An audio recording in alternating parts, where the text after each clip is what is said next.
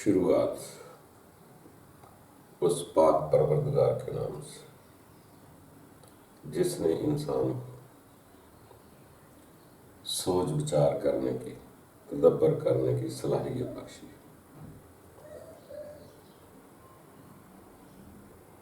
دوستو، ہم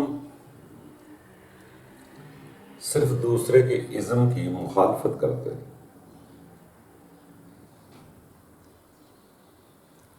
بلکہ اپنی اصلاح کرنا بہت ضروری ہے۔ ہم دوسرے کے ازم کو کہتے ہیں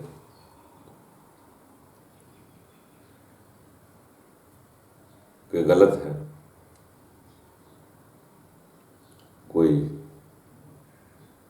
کہتا ہے جی ہندوازم غلط ہے، کوئی کہتا ہے جی صوفی ازم غلط ہے، کوئی کہتا ہے جی ملا ازم غلط ہے، کوئی کہتا ہے جی بودھ ازم غلط ہے، کوئی فلاں فلاں مختلف ایک دوسرے کی مخالفت میں ہم کہتے ہیں۔ بعض اوقات صوفی ازم کی بڑی مخالفت ہوتی ہے۔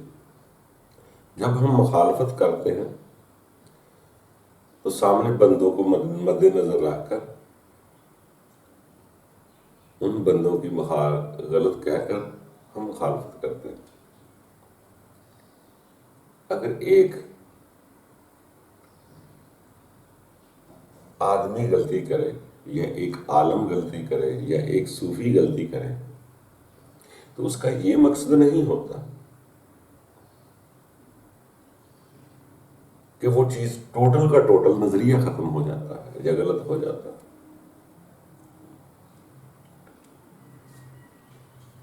اسلام الگ شے ہے، ماننے والے مختلف ہو سکتے ہیں۔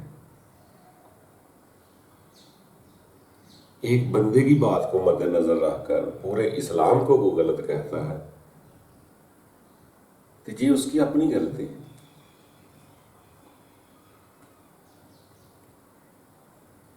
اسلام ایک بہترین نظریہ ہے، اس کے ماننے والے میں کمی پیشی ہو سکتی ہے، اس سے کوتاہیاں غلطیاں ہو سکتی ہیں،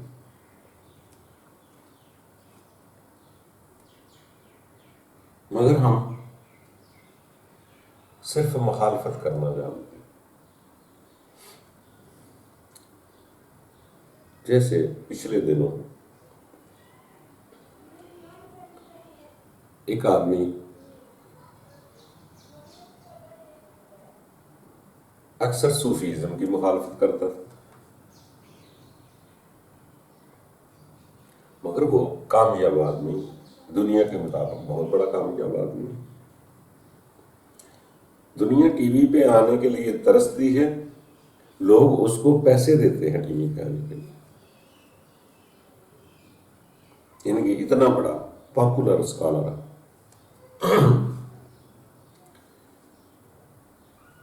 مگر وہ کسی ایک بات کی اگر مخالفت کر دیتا ہے تو اس کو واپس لینا اپنے الفاظ کو بہت مشکل ہوتا ہے۔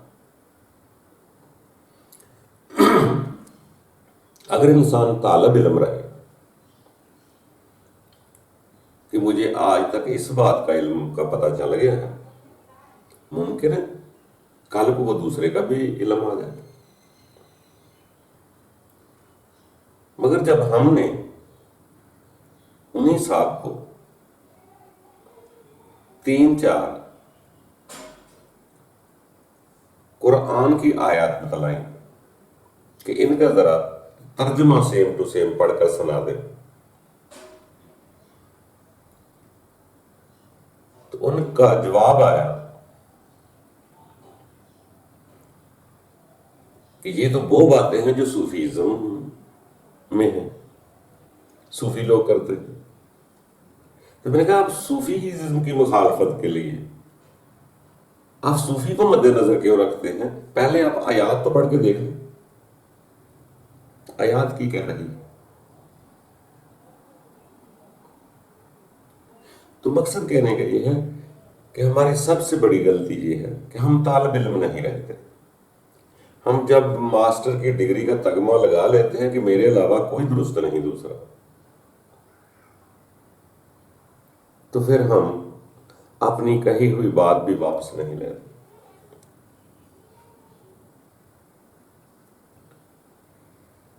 مگر انہوں نے اس بات کا ترجمہ کرنے سے، اس آیات کا ترجمہ کرنے سے انکار کر دیا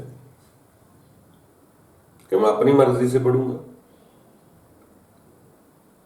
ہم نے پوچھا بھی کہ آپ ہمیں نہ پڑھیں، جو آیات کی نشاندہی کی ہوئی ہے وہ پڑھیں، تو آپ کو پتہ چل جائے گا کہ اس کے آگے اور بھی کچھ ہے. اس کا یہ مقصد نہیں کہ اگر رات بنائی ہے سونے کے لیے تو اس آیت کا کوئی انکار کر دے گا.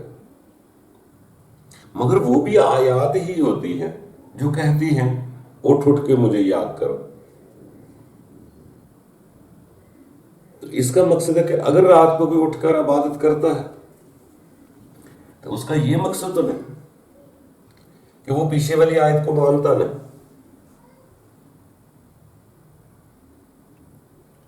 جیسے اکثر آیات میں کہا جاتا ہے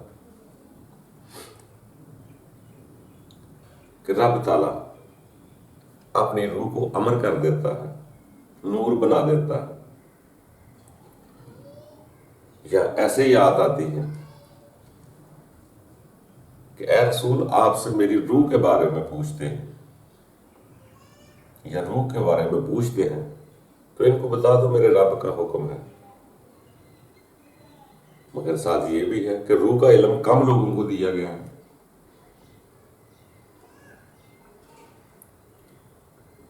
اب کوئی دوسرا آدمی یہ کہے کہ روح کی بات ہی نہ کرو، روح کا ذکر ہی نہ کرو. اگر وہ کہتا ہے کم لوگوں کو دیا تو کاموں میں بھی تو کوئی لوگ شامل ہیں نا جو روح کے بارے میں جانتے ہیں. ہر شے اس وقت تک متشابہہ ہوتی ہے جب تک اس کا علم نہیں ہوتا. جیسے ہم عبادت کرتے ہیں اس کے صلے کا ہمیں نہیں پتا تو وہ متشابہہ ہے نا. تو اس لیے ہر آدمی صرف دوسرے کی اذن کی مخالفت کر رہا ہے، بلکہ اپنے آپ کو سنوارے. ہو سکتا ہے کل کو وہ بھی بات ہماری سمجھ میں آ جائے. بہت ساری ایسی چیزیں ہیں جو انسان کو جب تک اس کا پریکٹیکل نہ ہو سمجھ نہیں آتی. اور سب سے بڑا بہادر اور اچھا انسان وہی ہوتا ہے اگر کوئی بات منہ سے نکل جائے تو اس کو واپس لے لے. مگر ہم اڑیل ہو جاتے ہیں، ہم اپنے بات کہہ دیے اس کی دلیلیں دیے جائے رہے ہیں. کیا ہر چیز ایک ہی طرز پر ہے؟ کیا ہر شے ہر آدمی پر لاگو ہے؟ کوئی زکوٰۃ لینے والا ہے، کوئی دینے والا ہے، کوئی رب سے مانگ رہا ہے، کوئی رب کو قرض حسنہ دے رہا ہے. تو ہمیں جو جس بات کی سمجھ نہیں آتی وہ الگ بات ہے، اس کی مخالفت کی بجائے خاموش رہ جائیں زیادہ بہتر ہے. کل کو وہی بات ہماری سمجھ میں بھی آ سکتی ہے. اگر ہم اس کی مخالفت کر دیں گے تو اپنے لفظ واپس لینا بہت مشکل ہو جائے. تو اس لیے دوستو کسی ایک آدمی کے غلط ہونے سے پورا سلامتی والا دین غلط نہیں ہوتا.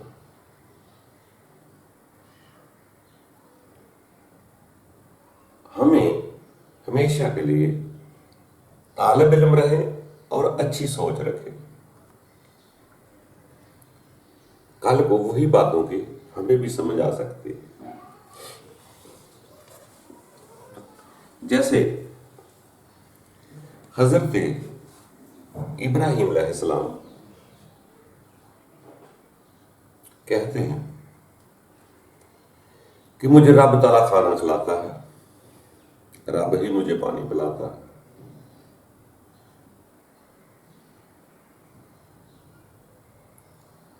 اب انسان سوچ کر حیران ہوتا ہے، یہ کیسے ممکن ہے؟ رب تو وجود سے پاک ہے،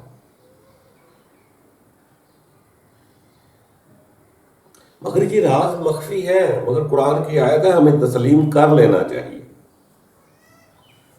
ہمارے لیے بھی متشابہات ہے، ہم وہاں تک نہیں پہنچے، اس کا یہ مطلب نہیں کہ ہم انکار کریں۔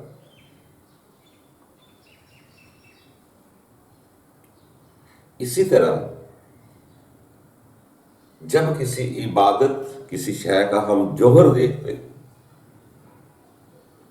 تو پھر بہت سے راز کھلتے ہیں انسان کے لیے۔ تو مقصد یہ ہے کہ کسی کی مخالفت کرنے کی بجائے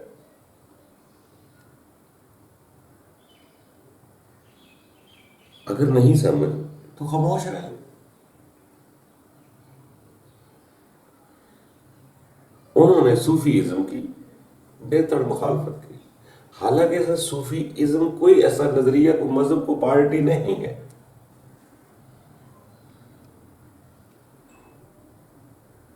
صرف جو بات کا مقصد سمجھنے کے لیے کام کرتے ہیں، جو کوئی کام کرتے ہیں اس کا مقصد سمجھتے ہیں، اس کو ہم صوفی ازم کہتے ہیں۔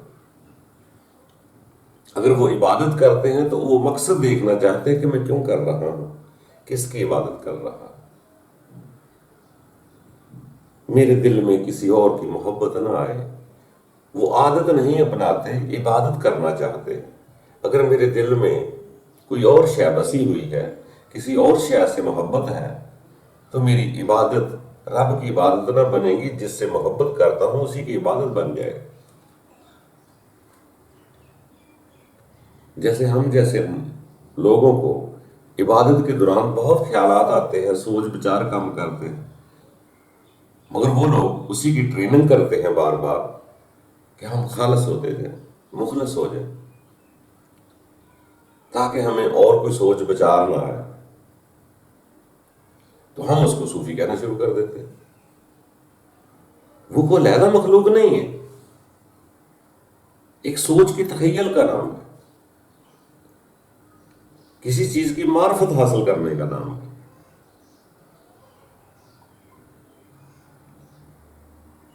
مگر ہم وہی کچھ دیکھتے ہیں، وہی کچھ سمجھنا چاہتے ہیں جو ہمیں نظر آ رہا ہے۔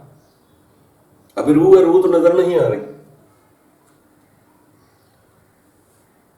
مگر اس کا یہ مطلب نہیں کہ اس کا کسی کو بھی علم نہیں، کام ہی صحیح کسی نہ کسی کو تو ہے۔ اس کا یہ مطلب نہیں میں دوسرے کی مخالفت کرنا شروع کر دوں، عمل تو وہ بھی اسی کتاب پر کر رہا ہے۔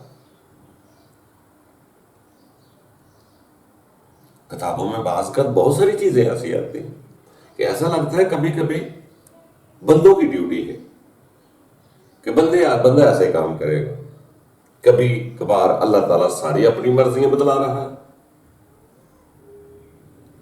کسی جگہ ایسا آتا ہے کہ اللہ کی رسی کو مضبوطی سے تھام لو، لا تفرقا، تو یعنی کہ تفرق فرقے نہ بنا۔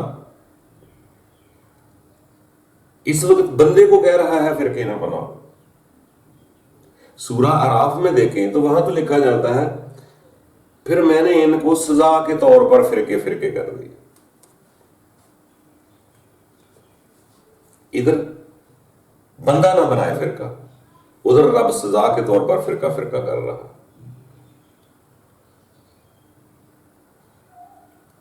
تو اس لیے ہر شے اپنے وقت کے ساتھ چل رہی ہے۔ آیات میں فرق نہیں ہوتا، تضاد نہیں ہوتا، یہ ہمارے ایمان کے درجے ہیں۔ ہمیں اپنے اندر محسوس کرنا چاہیے کہ میں فرقے بنا رہا ہوں تو ابتدائی طور پر میں بھی آیت کے مطابق ہوں۔ اگر میں ٹکڑے ٹکڑے ہو کر پریشان ہو گیا ہوں، الٹا خوف زدہ ہونا رہنا شروع کر دیا ہے، بے شک رب نے کیا ہے، اب مجھے دیکھنا ہے اگر میں پریشان ہو رہا ہوں تو میں اسی کی وجہ سے ہو رہا ہوں کہ رب نے مجھے ٹکڑے ٹکڑے فرقوں میں بٹ دیا. ہر آیت کا مفہوم ساتھ ساتھ تبدیل ہوتا رہتا ہے. یہ اصل میں آیت میں تضاد نہیں ہوتا، ایمان کے درجات میں فرق ہوتا. کسی وقت بندہ دنیا سے ہدایت لیتا ہے، اسے آرڈر ہے اچھے کام کا، برے کام سے بچ، ہدایت والے کام کر. کبھی کبھار رب تعالیٰ کہتا ہے میں جس کو چاہتا ہوں ہدایت دیتا. ایک شروعات میں ایک کا درجہ آگے بڑھ گیا. تو ہم چاہتے ہیں جو میرے مطابق ہے وہ درست ہے. جب قرآن میں ہر شے کا علم ہے، وہاں منافق کے لیے تذکرہ بھی ہے، کافر کے لیے تذکرہ بھی ہے، مشرک کے لیے بھی ہے، مومن کے لیے بھی ہے، منافق کے لیے بھی ہے، مسلمین کے لیے بھی ہے. تو جو بھی کوئی بن رہا ہے، کر رہا ہے، وہ بھی اسی میں سے لے رہا ہے، بن رہا ہے. وہ بھی کسی نہ کسی آیت کے مطابق ہو جاتا ہے. اگر کوئی خاموشی سے تنہائی میں بیٹھ کر رب کی کائنات کے لیے سوچ بچار کرتا ہے تو وہ بھی انبیاء کی اتباع میں ہے.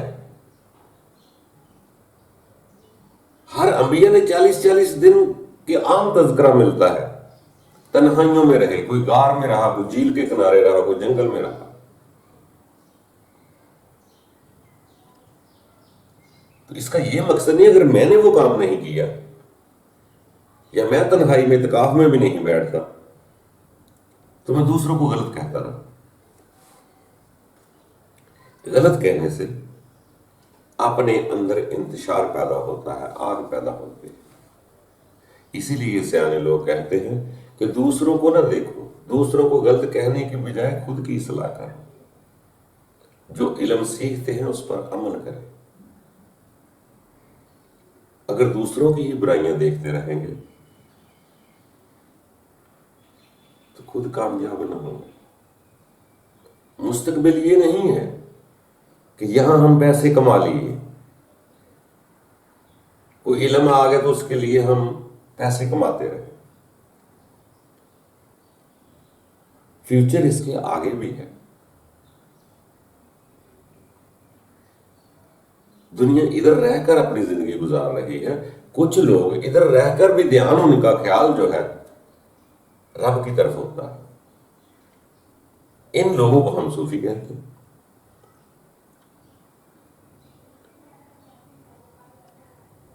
وہ شخص نے کبھی کسی بندے کی مثال دے دے، اس نے یہ کہا،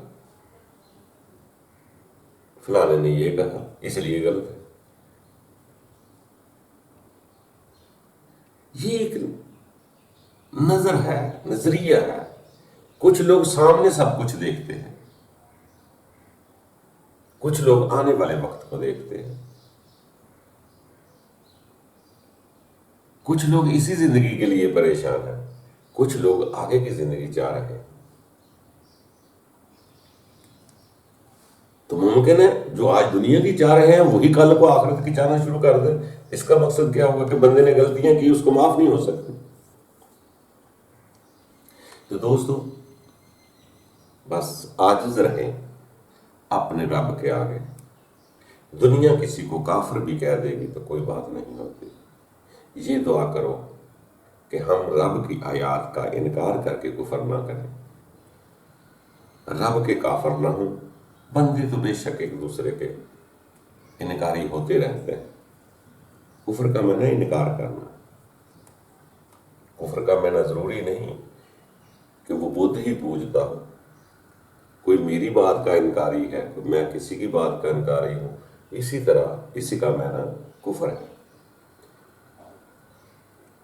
تو دوستو اگر کوئی بات سمجھ نہیں آتی یا کوئی آیات کا مقصد سمجھ نہیں آتا تو اس کا یہ مقصد نہیں کہ وہ غلط ہے.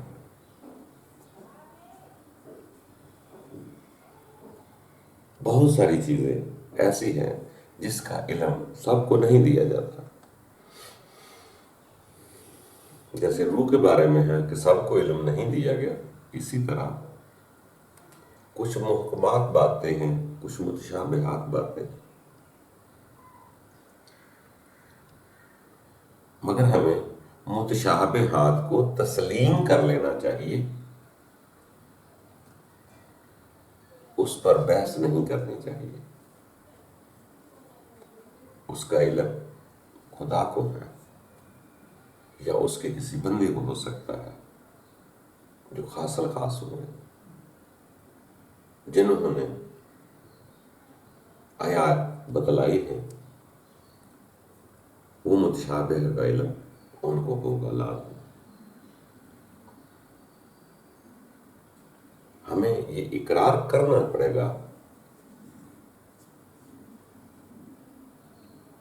متشابہ ہوتا کیا ہے؟ یعنی کہ جو چیز ہماری پریکٹس یا پریکٹیکل میں نہیں گزرتی وہ متشابہ ہوتی ہے. اللہ نے آگے جسم دینے، رب کے حضور پیش ہونا ہے، بس اتنا تسلیم کر. اس کے بعد رب کیسا ہوگا، رب کیسے جسم بنائے گا، یہ متشابہ ہے، اس کو چھوڑ. مگر اتنا ضرور یقین کر لیں کہ ایسا ہوگا، ہمیں سامنا کرنا پڑے گا. اسی لیے لوگ دوران عبادت اس کا سامنا کرنے کی کوشش کرتے ہیں، پیش ہونے کی کوشش کرتے ہیں، عبادت کو خالص کرتے رہتے ہیں. عبادت کا مفہوم تو ایسے ہے کہ جب بھی عبادت کے لیے کھڑے ہو جاؤ تو رب کو سامنے پاؤ. ابھی یہ بہت بڑا متشابہ ہے، اس مقام پر بہت مشکل ہے پہنچنا. مگر اس کا یہ مقصد نہیں کہ اگر حدیث میں آیا ہے تو ایسا ناممکن ہے. دوسرا پہلو کہ ابھی عبادت شروع کی ہے تو کم از کم یہ ضرور محسوس کرے کہ رب مجھے دیکھ رہا ہے. یہ بھی متشابہات ہی ہے جو نظر نہیں آ رہا مگر بندہ محسوس کرتا ہے کہ کوئی ذات ہے جو مجھے دیکھ رہی. بس عبادت پر ان باتوں پر غور کرنے سے، یہ اس کے لفظ ایسے بھی ہے کہ جب بھی عبادت کے لیے آؤ دنیا سے کٹ جاؤ. تو جو لوگ اپنی سوچ بچار کو دنیا سے نکالتے ہیں اسی کو ہم صوفیزم کہتے ہیں، کہ وہ رب کے حضور خالص ہو کر پیش ہونا چاہتے ہیں، دنیا کی سوچ بچار نہیں کرتے. جیسے کہا جاتا ہے کہ کشتی کے اندر پانی نہ آئے، اگر پانی کشتی کے اندر آ گیا تو دنیا غرق، کشتی غرق ہو جائے گی. اگر انسان کے اندر دنیا رچ بس گئی تو بندہ غرق ہو جائے گا. پانی کشتی کے باہر رہے، دنیا دل سے باہر رہے، جسم کے ساتھ رکھے تو انسان کامیاب ہوتا ہے. تو اسی لیے دوستو بس اس تدبر کا نام ہے، یہ کوئی ازم نہیں ہے، کوئی مذہب نہیں ہے، یہ اسلام مذہب ہی ہے.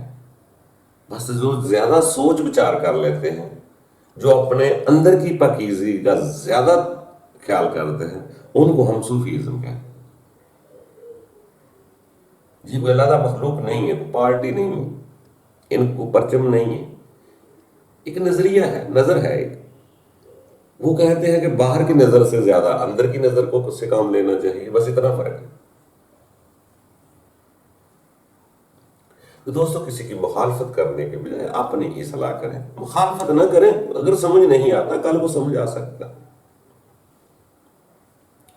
تو ہمیں ایک دوسرے کے لیے مخالفت نہیں، دعا کرنی چاہیے. اللہ تعالیٰ ایک دوسرے کو ہدایت دے دے، جو بھی دوسرا ہے اس کے لیے ہدایت کی دعا کریں، نہ کہ نفرت اور مخالفت سے آگ بھڑکائیں کہ دوسرا غلط ہے. یا تو ایک آدمی، ایک گھر میں انسان ایک غلط ہوتا ہے کہ درست ہوتا ہے، تو اس کا مقصد یہ نہیں کہ پورا گھرانہ غلط ہو جاتا. ایک گھر میں کوئی زیادہ کھانے والا، کوئی تھوڑا کھانے والا، کوئی چھیننے والا، چوری کرتا ہے، کوئی ساد ہے، کوئی لڑائیاں کرتا ہے، کوئی لڑائیاں چھڑاتا ہے، تو اس کا یہ مطلب نہیں کہ پورا کا پورا گھر خراب ہو گیا. جتنی غلطی ہے اس گھر کی اتنی غلطی بتا دیں.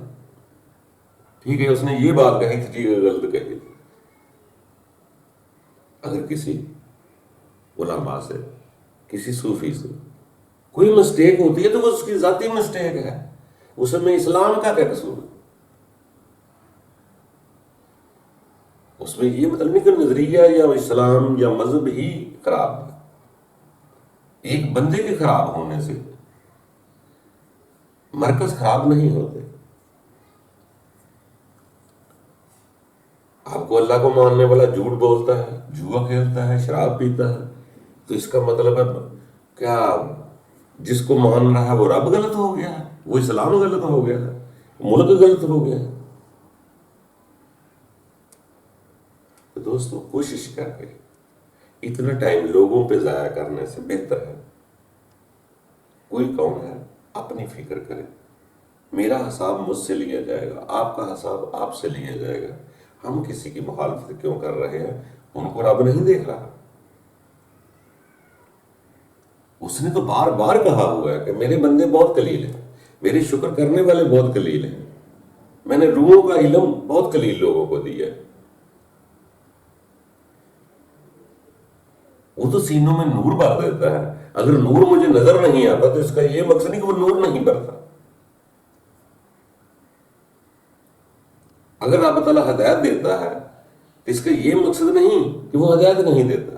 اگر مجھے نہیں ملی یا میری سمجھ میں نہیں آیا تو اس کا یہ مقصد نہیں ہے کہ وہ بات غلط ہے. تو اس لیے دوستو صوفی مذہب نہیں ہے، ایک نظریہ ہے. وہی ہے جو شریعت سے ابتدا کرتا ہے، اس کی طریقت حقیقت پہچاننے کی کوشش کرتا ہے.